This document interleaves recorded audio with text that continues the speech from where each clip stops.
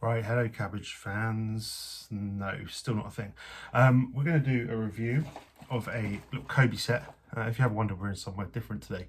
Normally I do my videos outside, or not outside, but in the conservatory. But as normal, in the UK, it's raining. You can guarantee a couple of things in the UK. You either get stabbed or it's raining. So, you know, it's the second one today. No stabbing. So we have the Cobi limited edition 1937 Horch 901, little transport car. This one is a limited edition also because it comes with Klaus von Stauffenberg, which is this little cheeky chap here. And you'll notice he's only got one hand and one eye, so we'll come to all that in a second. I'll tell you what, I'll put my serious hat on. And we do some little facts about old Klaus. He was born in 1907. He was a devout Catholic. He was never a member of the Nazi Party. Well, I don't know if he did join eventually, but it does say that he wasn't a part of it. So, but he did fight for Germany. So I think he had more allegiance to Germany than Hitler. Two very different things. He agreed with some of Hitler's ideas, like taking the land they lost back off Poland in World War One, but he didn't agree with the way that he treated certain religious people and his kind of suppression of religion. Being a Catholic, he didn't agree with that. So he was kind of like mixed. The Night of the Long Knives and the Night of the Crystal Glass did not help this kind of thought towards Hitler. He's not taken too kindly to those. If you know what they are, they're not the greatest things in history. And then he was in the German army. His first kind of thing was to go on Operation it's a tough one to say. I think it's Barbarossa, I think it is, which is basically the invasion of the Soviet Union by the Germans. He kind of, whilst he was there, he muted more towards the non-like of the treatment of the Jews. He kind of said that these shooting Jews in the masses, these crimes need to be mustn't continue and need to be punished. So yeah, he wasn't a fan of all that kind of stuff. So he come back from there and then he was shipped off to Tunisia. So a little bit of a different kind of temperature there from Soviet Union, where it had been pretty chilly. Off to Tunisia, it would be pretty toasty. So that was in 1943. And this is where he actually lost his hand, his eye, and other things. So when he was on, when they were, I think it was during an attack on the Kasserine Pass, this is when he was injured. So he was driving between units, and his car, or whatever he was in, was hit by a P-40 bomber by the Allies. I think it was possibly an Australian one. And this took off his, I think it was his right hand.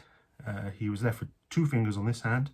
And he lost his left eye, but he kind of had joked about it. He said he never knew what to do with those fingers anyway, so he made a bit of light out of it, you know, what most of us probably would do.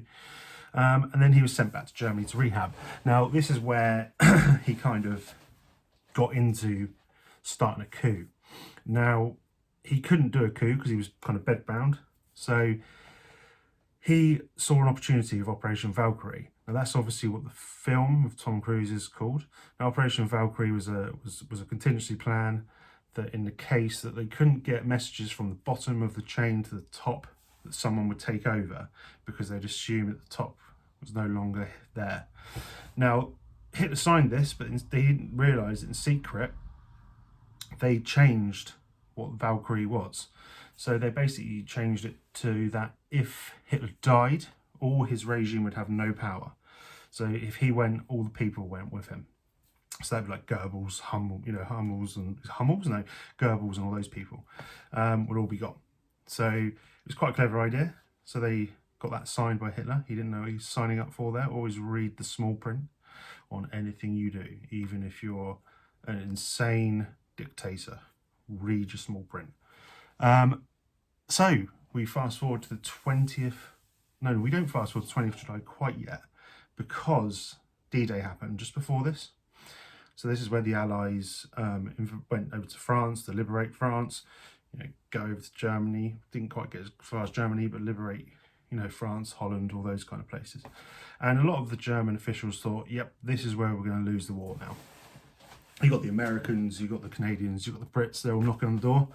We're not going to last much longer here. So this is why he wanted to do the coup now, because he was like, right, if I do the coup now, we can form an alliance or an agreement with the Allies and stop the bloodshed, because there's going to be a lot of bloodshed. There's going to be German bloodshed. There's going to be British, American, Canadian, you know, all of them.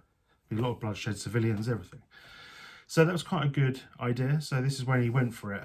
So on the 20th of July, he had his plan to kill Hitler. So what he was going to do was get a briefcase, put a couple of bombs on it, take it to the Wolves' Lair, which was where Hitler and his cronies did all their little planning, and blow up. The plan was a good plan, but if I was doing a plan, I probably wouldn't send a bloke with one eye and one hand to do it.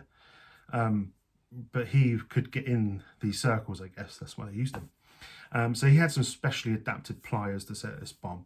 But the problem was, when he was setting the bomb, he got interrupted by a soldier who was saying, come on, you need to get in the meeting. So he only got one bomb set. The bomb did explode. It killed 3 people, I think, roughly, and injured some other people. But it didn't kill Hitler.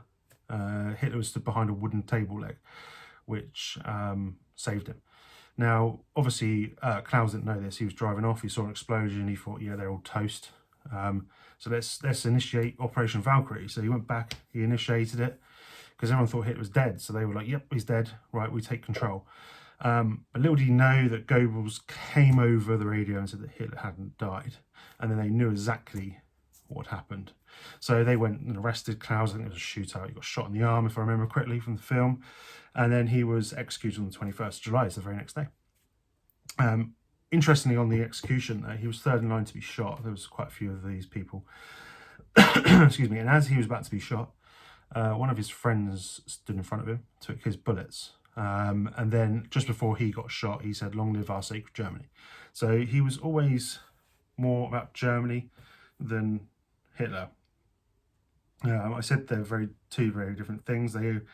They are. I mean, if you know your World War history and what Germany was going through after World War One and the lead up to Adolf Hitler, you can see why he came to power and the things he did to get to power. It was Germany was in a very bad place economically. They had so many sanctions on them, all this kind of stuff. And somebody come along, blamed everyone else for all that stuff, and then the Germans were like, hang on, yeah, this is why I've got no food, because of this. You know, and it's a very interesting part of history. You should research it. It's very, very interesting.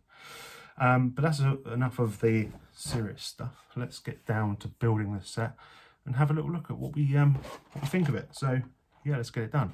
And if there was anything that was not quite right in that, I apologise, but I think it's quite accurate. I just did some research before, and I'm trying to remember stuff from a long time ago. Right, let's go.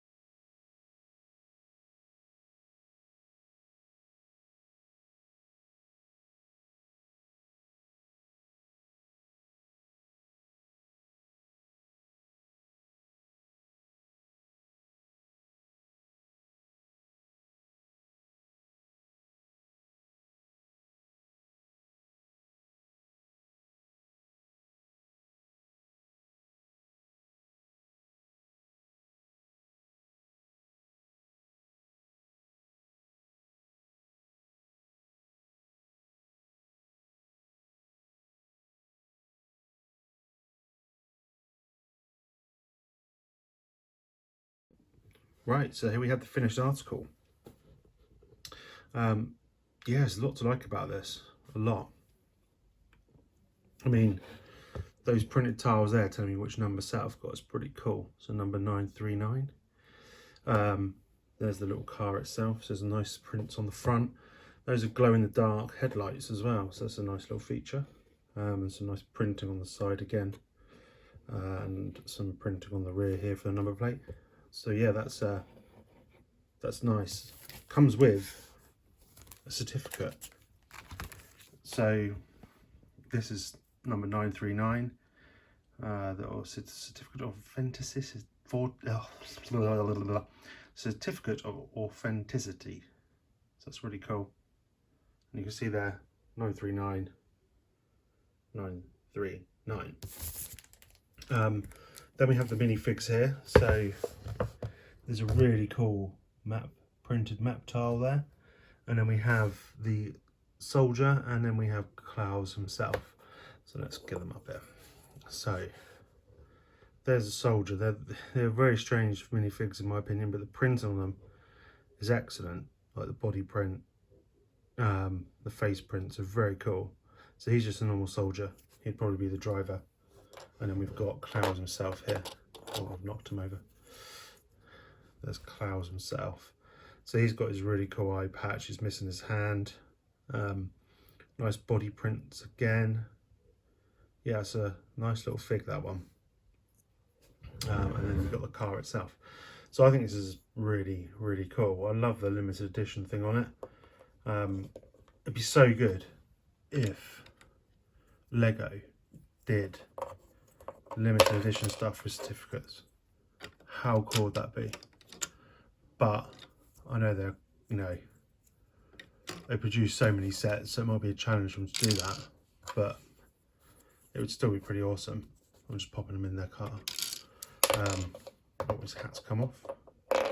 That would be neat if they could do it Lego, but we shall see. There's another limited edition one just come out, which is another car. I think it's a Mercedes World War II car.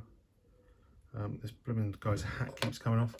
So there is a little steering wheel in there. I can pop that up and then pop Franz in there. Is that his name? I don't know. It is now. And he's in there, kind of. Yeah, so I really love this. It's really, really nice display piece. So I'll be popping that on display. Thanks for watching the video, guys. Something very different there from me, a Cobi set. It's another one to add to my collection. Very nice indeed. Thanks for your time. Bye bye.